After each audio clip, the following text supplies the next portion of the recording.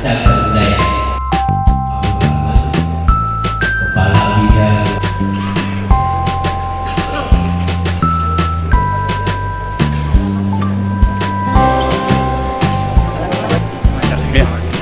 Kenapa dilakukan silaturahmi?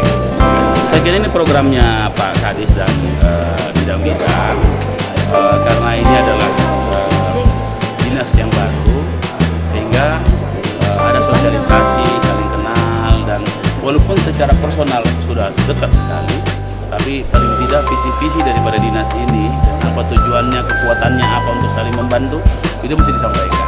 Nah, saya tadi menyampaikan visi-visi saya tentang Makassar dengan budaya menjadi nilai, karakter, integritas yang kita miliki sebagai orang Makassar. Kota Makassar ini kota yang berkarakter.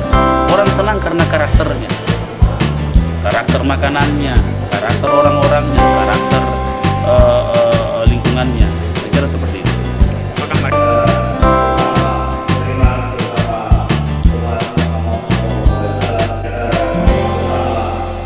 Sesama umat Muhammad SAW.